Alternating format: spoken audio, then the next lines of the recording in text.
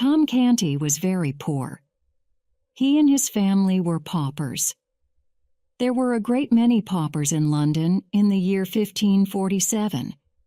Sometimes the father of the family couldn't work, and they were paupers for that reason. But Tom Canty's father didn't want to work. He and his wife and his mother and his 3 children all lived in one room in an old house in the poorest part of London. The children had no beds. They slept on the floor. There were 2 girls, Bet and Nan, and 1 boy, Tom. Canty never did any work. Every day he sent out his 3 children to beg for money in the streets. They had to stand at the side of the road and say, "Please give a penny to a poor child." If they didn't bring money to John Canty in the evening, he beat them and gave them no food. It was a very unhappy life for the children. Father Andrew lived in the same house. He had a little room at the back of the house. He was a very learned man. Tom went to sit with Father Andrew every day, and Father Andrew told him stories about kings and princes. Tom said, "I want to be like a prince. I want to speak nicely, as princes do, and I want to learn Latin, because princes learn Latin."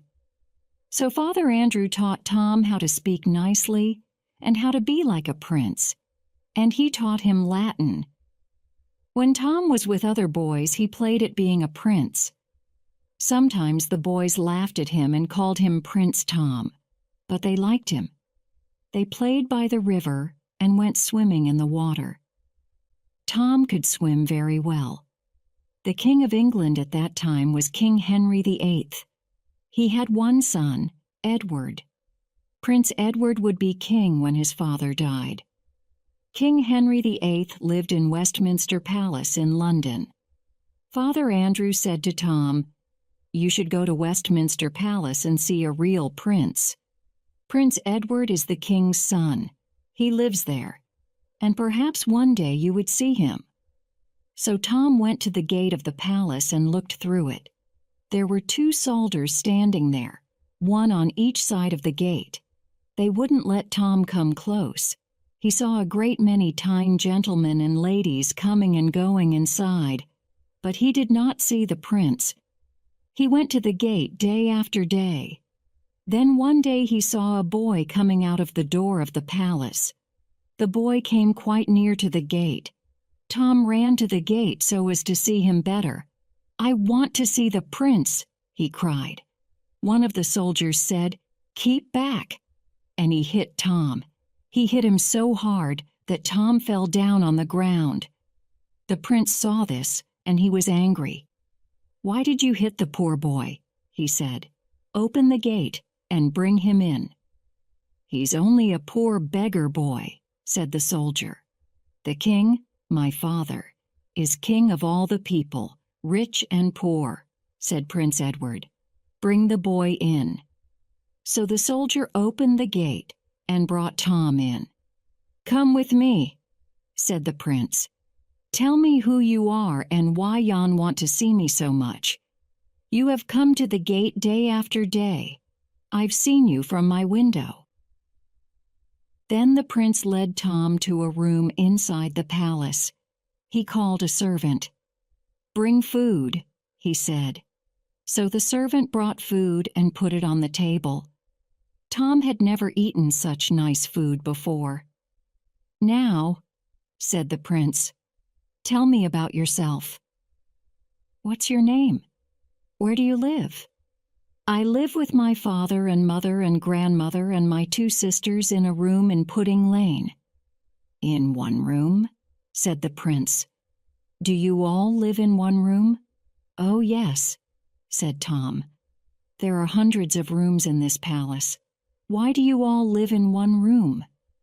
"We're very poor," said Tom. "My father sends me out to beg for money. If I don't bring back enough money, he beats me." "Your father beats you," cried the prince. "I shall send my soldiers to beat him." "No, no," said Tom. "That would make my mother and my sisters unhappy." "I have 3 sisters," said the prince. Lady Elizabeth and Lady Jane and Lady Mary. Lady Elizabeth is very wise. Lady Jane reads books and is very kind. But I don't like Lady Mary. She never laughs or plays with me. Do you play with other boys? Yes, of course I do. I don't. What do you play? I play with a ball, and I play by the river and I swim. And sometimes I play at being a prince. I would like to play at being a poor boy like you, and play by the river, and swim. Let's change clothes. Just for a little time you shall be the prince and I'll be the poor beggar boy. Come. The prince began to take off his fine clothes, and Tom took off his old clothes, and put on the clothes of the prince. Tom looked at the prince as he stood there dressed in Tom's clothes. He had seen someone very like him before. Where had he seen him? The prince was very like— "Come and look here," cried the prince. "Come and look at us in the glass." They were just like each other. The prince looked just like Tom, now that he was dressed in the beggar boy's clothes, and Tom looked just like the prince. "Stay here till I come back," said the prince. He quickly took up a small round heavy thing from the table and put it in a safe place as he ran out of the door. Tom stood there alone. The prince came to the gate of the palace. "Ho!" he ordered. "Open the gate, you men! Quickly!" The soldiers opened the gates. Then, as Edward passed through, one of them hit him on the head. "That's not the way to speak to one of the king's soldiers." The people standing outside the gate laughed as Edward fell on the ground. He got up and looked at the soldier. "I am the prince. You shall be killed for that. And you fools, you laughed." The people laughed again, more than before. Then one of them said, "Bow to the prince. Hats off to our prince. Make way for the prince." And they laughed as he passed through them. "He's mad," said one of the soldiers.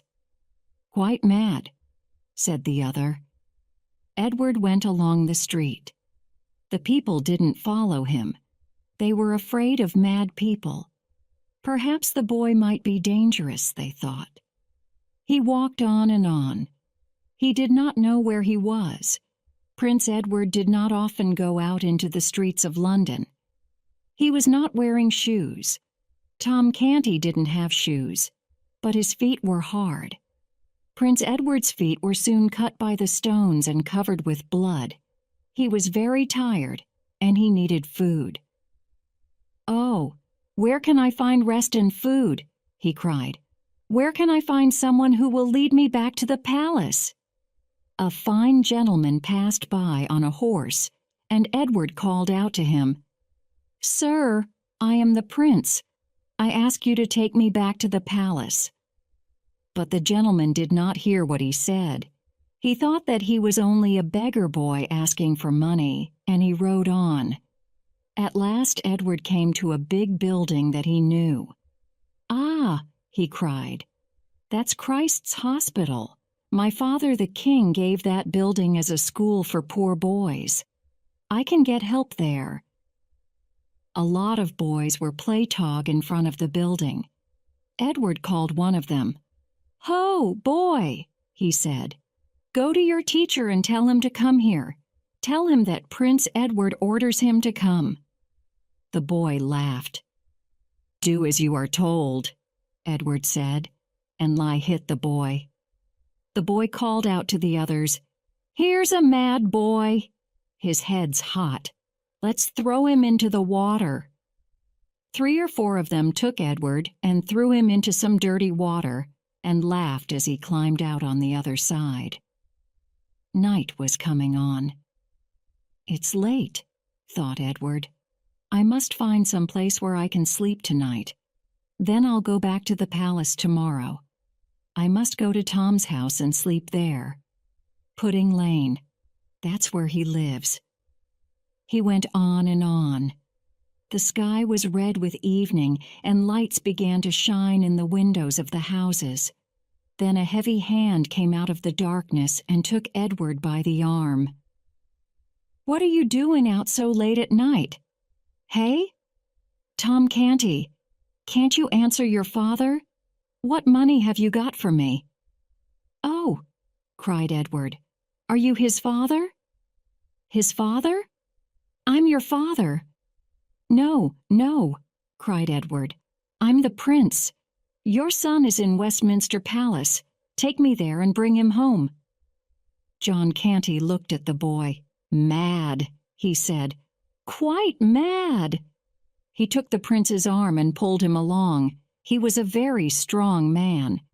"Whether you're mad or not," he said, "you must come home with me, and you shall go out all day tomorrow and bring the money you should have got today." Tom was alone in the prince's room in Westminster Palace. He stood in front of the big glass on the wall and looked at his beautiful clothes. Then he walked up and down, still thinking how beautiful he looked. He put his hand on the sword at his side and drew it out. He played at fighting some unseen person with it. Then he sat down and thought, "What a story I'll have to tell my sisters when I get home." A bell sounded. 1 whole hour had passed. The prince was a long time away. When will he come back? Tom wondered. He walked round the room looking at all the beautiful things in it, the finely made chairs and tables, and the pictures on the walls. There were pictures of kings and princes, of queens and princesses, all in beautiful clothes with jewels, looking down on him with solemn eyes. There was a suit of armor near the door. Tom stood and looked at it. Then he took one of the arm pieces and put it on. It was a small suit of armor, and it was not too big for him. He took the other arm piece. A heavy round thing fell out of it. He put on the other pieces and looked at himself in the glass. Then he put everything back as he had found it.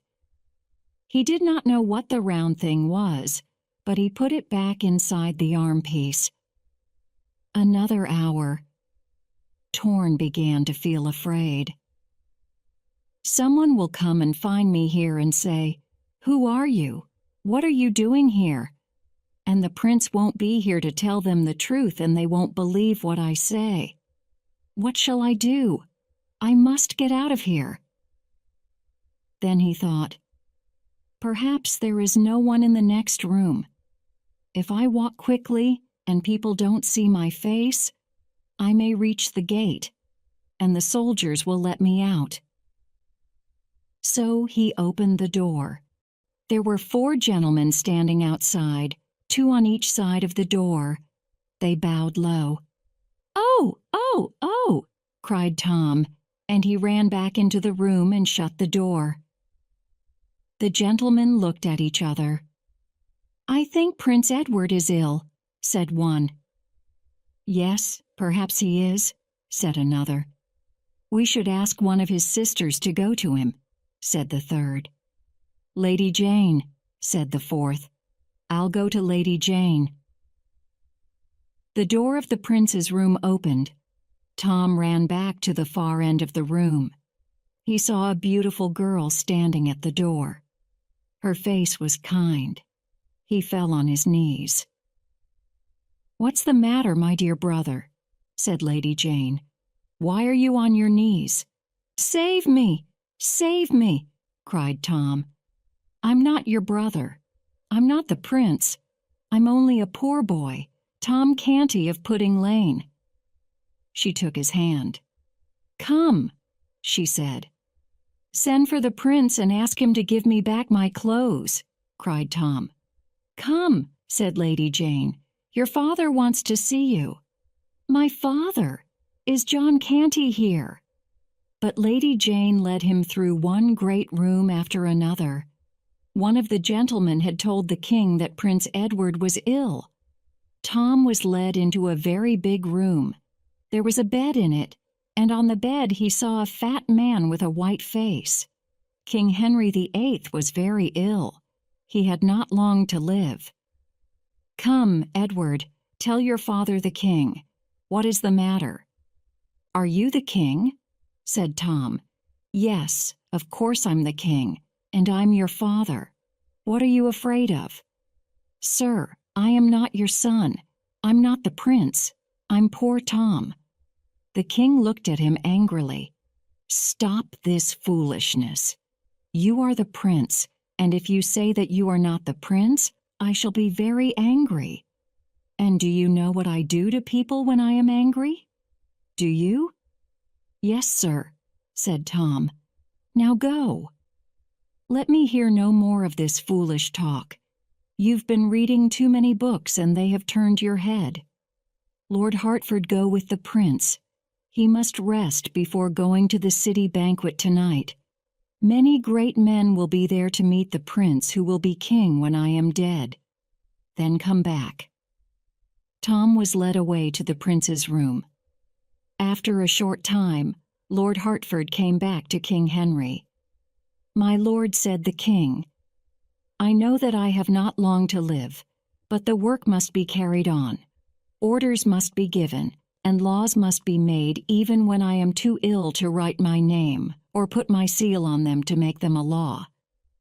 You must hold the Great Seal and use it for me." "Yes, your Majesty, it shall be as you say," said Lord Hertford. "Will you order that the Great Seal should be put in my hands? You gave it to Prince Edward 2 days ago." "Yes, I did. Go and ask the prince to give it to you."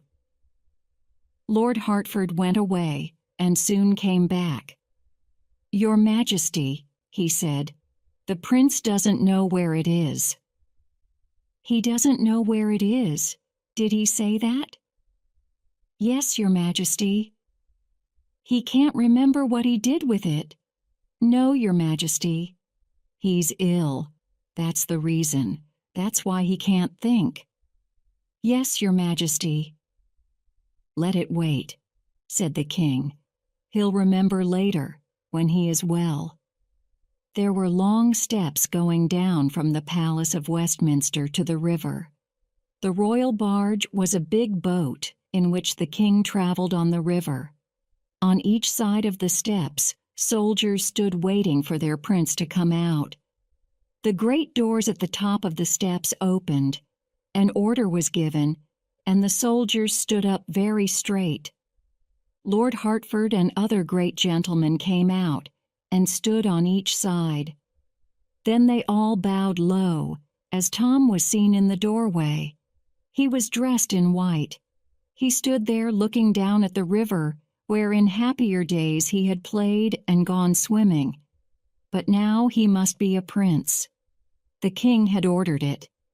He walked slowly down the steps and got into the royal barge. The royal barge moved out from the side. It moved down the river to the Guildhall, a hall in the city where the banquet was to be. In the Guildhall, all the great and rich men of London sat waiting for their prince to come. John Canty was pulling Edward along to his home in Pudding Lane. People followed laughing at the boy and his father. "That's right," cried an old woman. "Teach the boy to do as he is told." As they came near the house, an old man stepped out. "Let him go," he cried. "Let the boy go free." John Canty hit the old man on the head. He fell and lay there. The people passed over him as they followed John. The old man still lay there. He was dead. John Canty threw open the door of his room. "There," he said to his wife, "there's your son. He hasn't brought home 1 penny, and he's mad." Tom's mother ran to Edward. "Oh, my boy, my poor boy." The grandmother laughed. "Your poor boy, poor useless boy. It's we who are poor." "If you bring home no money, you get no food," said John Canty, throwing Edward down on the floor. There was a voice outside the door. "John Canty, quick, open the door." "What's the matter?" said Canty. "I'm your friend Ned. You hit an old man in the street, didn't you?" "Yes," said Canty. "He tried to take my son away. It was Father Andrew, and he's dead. You killed him. You'd better get out of here quickly." "Dead," said John. Then he turned to his wife and mother. "This is bad. A lot of people saw me hit the old man. They'll tell the judge and I'll be put to death. We must go. Take the girls and meet me at London Bridge. I'll go by another road with the boy." Canty took Edward by the arm and led him through little streets and dark ways until they came near the river. Then he saw a crowd of people standing and looking out over the river. Some were sitting at tables and drinking. On the banks of the river, he saw fires and colored lights. "What's all this?" Canty asked a man. "What are you all waiting for?" "We're waiting to see Prince Edward in the royal barge. He's going to a banquet at the Guildhall. Here, take this, drink it, and shout, 'God save Prince Edward.'" Canty put out his hands to take the large pot of drink, so he let go of Edward's aim. Edward quickly ran away between the men's legs. Canty looked down. "Where's the boy? Catch him." But Edward was lost in the darkness. "To the Guildhall," he told himself as he ran along the riverside. "There I can find Tom and be myself again." All the richest and greatest men of the city of London sat at the long tables in the Guildhall. As Tom came into the hall, everyone stood up. He took his place at the top table. They sat down. The banquet began. Servants brought in rich foods and set them on the tables. There was a great deal of talk and laughter. Singers came in and sang, and a company of dancers danced for them. Edward at last reached the Guildhall. Soldiers were standing at the door, but he cried, "I am Prince Edward! Open the door and let me pass!" The soldiers laughed at him. "I ordered you to open the door," cried Edward. "Do as I order, at once." "Don't be a fool," said one of the soldiers. "Stand back." But Edward went on shouting at the soldiers. The people in the crowd began to be angry. "Send the boy away, he's mad," they said. "We want to see the prince come out when the banquet is ended. Go away, boy. Go home." "I won't go. I tell you I am Prince Edward. I have no friends and no one to help me. But what I say is true." The crowd began to look dangerous, but Edward wouldn't move. Then a man stepped out and stood by Edward's side. "I don't know whether you are the prince or not. I don't care whether you are mad or not, but you're a brave boy, and I'll help you." The man's name was Miles Hendon. He had just come back from the war and was on his way to his house in the country. The crowd moved nearer. In those days, a London crowd could be very dangerous. "Stand back!" cried Miles. The people were now very angry. Miles had to draw his sword. He hit a man with the side of it. "Kill them!" cried a voice from the back of the crowd. Stones were thrown. A stone hit Edward and he fell. Miles stood over him and fought to keep him safe from the feet of the angry crowd. But there seemed to be little hope. They were so many, and Miles was only one. Miles laughed as he fought. "Who would have thought that I would live through 7 years of war in France and then be killed by a crowd in London?" There was the sound of horsemen, and a voice cried, "Way! Way for the king's first lord." The horsemen drove the crowd away, and their leader went into the Guildhall. Lord Hertford walked up the hall to the place where Tom sat. Then he went down on his knees. "Sir, your father the king is dead." Then he stood up and cried out to the people, "King Henry is dead. Long live King Edward. and all the people in the hall shouted, "Long live our king!" Miles didn't wait. He quickly led Edward away in the darkness. As soon as they were safely away from the crowd, Miles began to lead Edward to his inn near the river. As they passed through the streets, they heard the sound of shouting behind them. People came running past them. Then the words of the shouting were heard. "King Henry is dead! Long live King Edward!" Edward stopped. "What's the matter?" asked Miles. "So I am now the king?"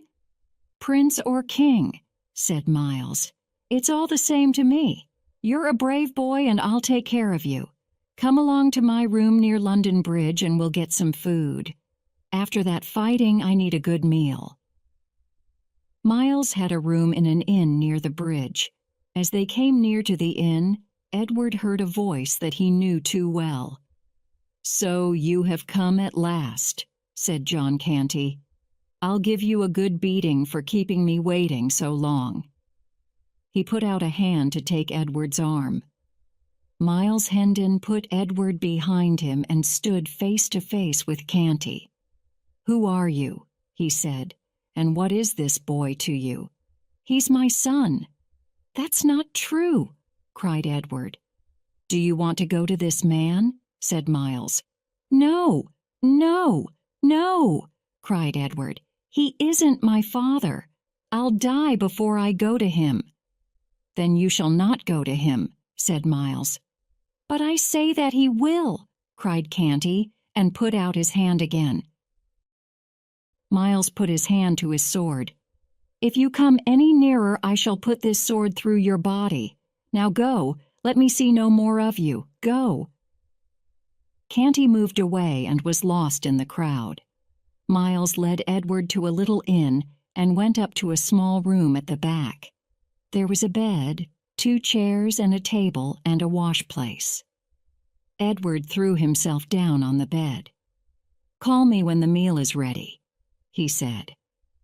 Miles laughed. "Yes, Prince," he said. "Have a sleep, and I'll order your servants to make ready a banquet." He went down to the kitchen and brought food up to the room. He put the food down and set the 2 chairs at the side of the table. "Your banquet is ready, Prince," he said. "I thank you." "Come then and eat," said Miles. "I must wash my hands first," said Edward. He washed, then sat down at the table. Miles was just going to sit down when Edward stopped him. "Wait. Don't you know that you must stand until your king gives you the order to sit down? Now you may sit." Miles sat down and they began to eat. "Tell me who you are," said Edward. "I'm Miles Hendon, and I used to live at Hendon Hall. I was going to marry Lady Edith. But my younger brother Arthur told untrue stories to my father about me, and I was sent away to fight in the war. I've been out of England for 7 years, and I'm afraid that my brother may not readily give up my home and my lands after so long a time. I shall order your brother to give you back your land, and as king I shall add more to it," said Edward. "You have served your king well. Give me your sword. Go down on your knees. Rise, Sir Miles Hendon." Miles did as he was told. When he stood up again, he laughed and said, "So now I am Sir Miles." "You are Sir Miles Hendon," said Edward. "I have made you one of my own men." When they had eaten, Edward fell asleep with his head on the table. Miles took him up and put him on the bed. "Poor boy," he said. "He needs sleep. After a long sleep, perhaps he'll be well again and stop thinking he is a prince or king, but be himself again." Miles slept on the floor. When morning came, Miles woke up. He looked at the boy sleeping on the bed and saw how bad his clothes were. The schoolboys had thrown Edward into the dirty water, and the crowd at the Guildhall had nearly pulled them off his body. "I must go and buy some clothes for my prince," he said, and went out. 1 hour later, Miles came back carrying the clothes that he had bought. He opened the door of his room and looked at the bed. Edward was not there. Miles ran down and asked the servant of the inn, "Where's the boy?" A young man named Hugo came to the inn and said, "Tell the boy to meet Miles Hendon at Southwark Bridge," and the boy went. That man, Miles thought, that man who said that the boy is his son, he sent the young man. Miles gathered his things together, paid the inn, and set out to find the boy. Tom was in bed in Westminster Palace. It was morning. 2 gentlemen stood by the side of the prince's bed. "Your Majesty," said the first gentleman. "It is 8 o'clock, Your Majesty," said the second gentleman. At first, Tom thought that he was in the room in Pudding Lane, and that his mother was calling him to get up. Then he opened his eyes and saw the 2 gentlemen standing by the side of his bed. "Your Majesty." "What?" said Tom. "Does Your Majesty wish to rise?" "Do you mean, do I want to get up?" "Yes, Your Majesty." "Yes," said Tom, "I do. Bring my clothes." One gentleman brought Tom's underclothes into the room and gave them to a second gentleman, and the second gentleman gave them to a third gentleman, and the third gentleman helped Tom to get into his underclothes.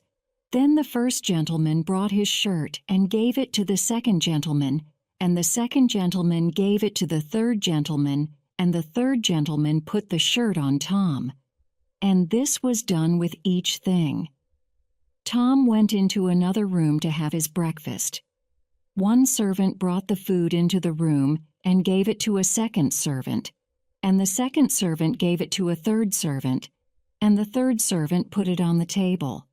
A fourth servant and a fifth servant just stood behind Tom's chair and did nothing. After breakfast, a gentleman came and said, "Lord Hertford wishes to speak with the king." Then Lord Hertford asked if His Majesty was ready to go to the council chamber, a big room where meetings were held. Tom sat in a high chair covered with gold at the end of the room. Men came and bowed and kissed his hand and read from long pieces of paper. This went on for hour after hour. "When will this end?" he thought. "I wish I could go and play ball or go for a swim in the river." At last, Tom learnt that it was time for dinner. He went into another great hall. It was nearly as big as the Guildhall, and there were as many servants. Tom thought that the dinner would never end. "After this," he thought, "I can go and play or swim."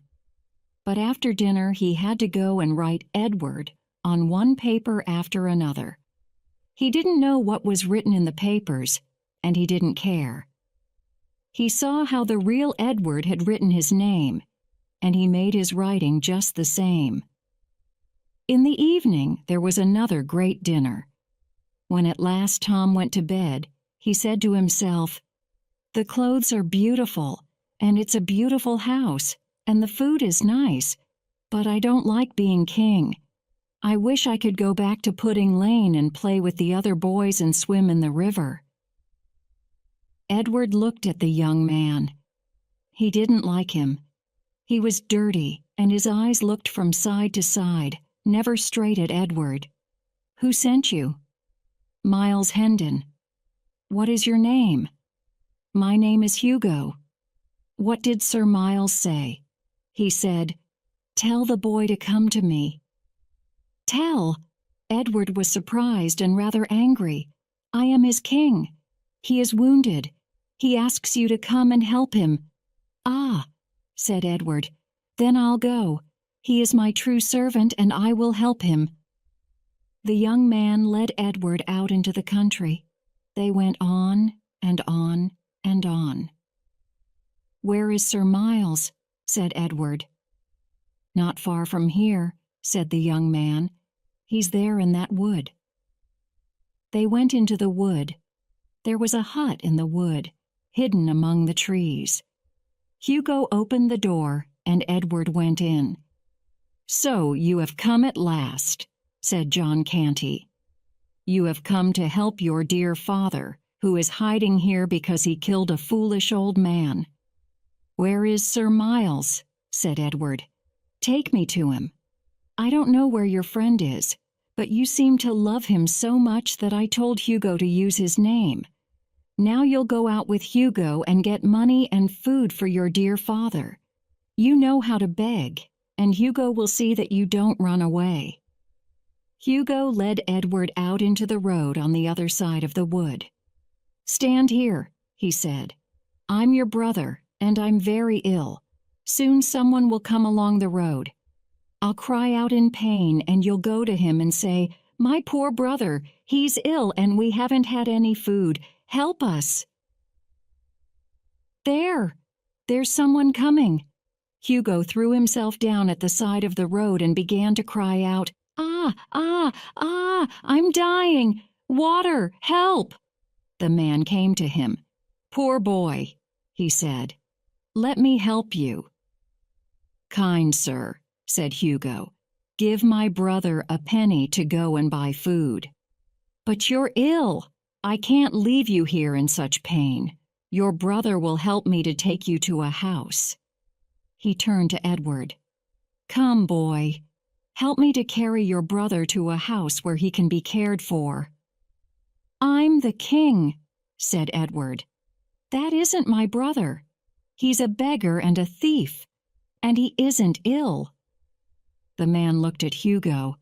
"Ha!" he said. "Another of those beggars. You shall come with me to the judge, and he'll have you beaten or put to death." Hugo jumped up and ran away among the trees, and the man couldn't follow him. Edward went on along the road, very glad to be safely away from Hugo. "Now," he said, "I shall never see him or John Canty again." But just then, Hugo jumped out on him from the trees at the side of the road. "So you wanted to have me put to death?" said Hugo. "Don't you know that beggars and thieves are put to death? I'll remember this and teach you a lesson." As Hugo walked along by Edward's side, he was thinking just what he could do to teach Edward a lesson. They came to a town. There were a great many people in the street buying and selling. A woman passed by, carrying a basket. In the basket, there was a fine fat hen ready for cooking. Hugo took up a heavy stone from the ground. Then he walked along behind the woman. He put the stone in her basket and took out the hen. Then he ran quickly and put the hen in Edward's arms. He shouted, "Thief! Thief!" and went off along the street. The woman turned. She saw Edward holding her fat hen. "There's the thief!" she cried. "Constable! Call the constable!" An angry crowd gathered round Edward. "We won't wait for the constable," said a big man. "There are too many thieves in this place. Let's put an end to him ourselves." Edward heard the sound of a horse. He looked up and saw Miles Hendon making his way through the crowd. "Sir Miles!" he cried. "Sir Miles, help me!" Miles made his way through the crowd. "So I found you at last," he said. "Now what's the matter?" "That woman says that I stole her hen. He took it out of my basket, and there it is." "Ah," said Miles, "that's a nice fat bird, just what I ordered you to get for me. But you should have asked the woman if she would sell it." Miles took the woman's arm and led her to one side. "My servant is rather foolish," he said. "He's a mad boy who thinks that he's the king. So you won't be unkind to him, will you? I am sure he put the money in your basket," said Miles. "Let me look in it." Miles put his hand inside the basket. He had money ready in his hand. "Yes, here it is, 50 pence. You mustn't say that a boy is a thief until you are sure." "Here," said the woman, "take the hen." "I don't want the money." But Miles put the money in her basket. "Come, boy," he said, and took Edward up onto his horse and rode away. "How did you find me?" asked Edward. "I met a man in an inn. He told me about 2 beggars. One of them said, 'I am the king and that isn't my brother.' So I knew that one of them was you. Where are we going now?" "To Hendon Hall," said Miles. "You may take me with you, but after that I must go quickly to be crowned in Westminster." Miles and Edward spent the night in an inn and went on next day. In the afternoon they went up a high hill and Miles stopped. He pointed to a big house among the trees. "There," he said, "that's my home. Have you ever seen such a big house? There are 50 rooms in it and we had 20 servants. Think of that, boy. 20 servants." They rode down the hill. "See, here's the church where we went on Sundays. There's the inn. Nothing has changed." They passed through a big gate. "This is Hendon Hall," said Miles. "How glad I am to be back again. How happy they will all be to see me." Miles jumped down from the horse and helped Edward to get down. Then he ran into the house. A young man was sitting at a table.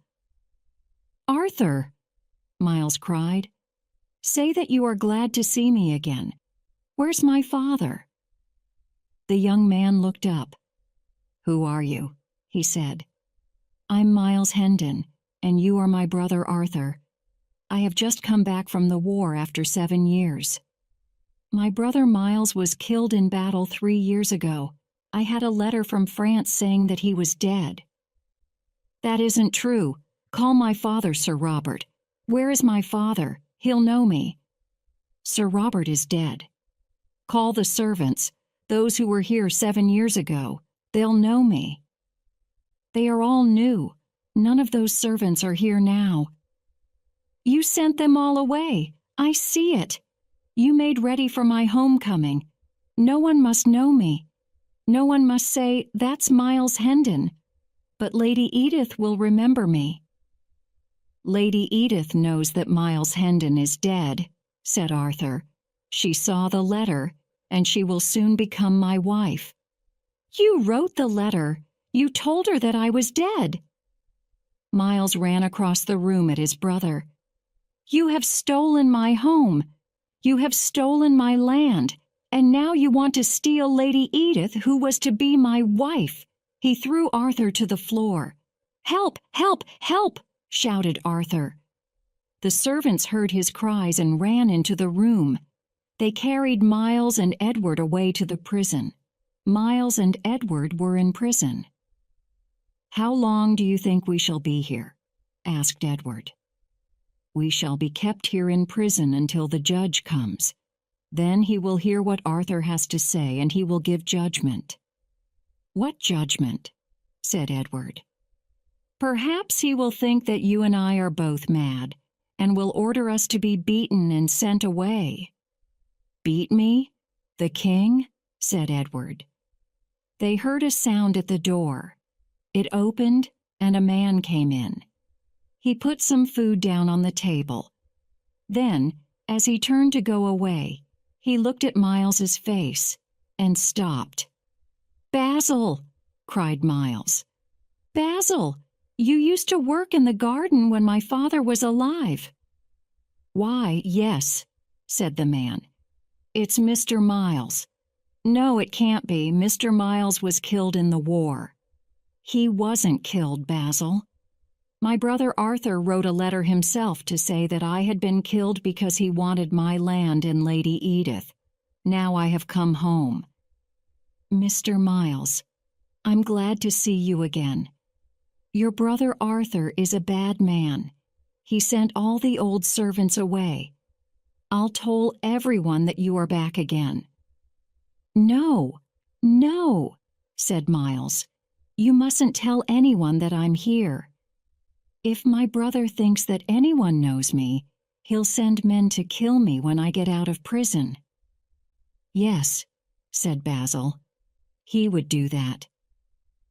"When I am set free from here," said Miles, "I shall go to London, where I have friends." Sir Humphrey Marlowe is captain of the soldiers at Westminster Palace, and he was with me in France. He knows chat I wasn't killed in the war. And there are others. I'll go to them, and they'll go to the king. The king will give me back my home and my land. Say nothing, Basil, till I come here again." Edward laughed. "The king," he said.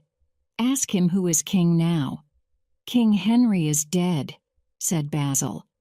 "Men say that the young Prince Edward is not crowned yet, but he will be crowned soon, and he will be our king." "We must escape from this prison," cried Edward. "I must go to London to be crowned." The judge heard Arthur's story. "Who is this man?" he asked. "I don't know," answered Arthur. "How could I know?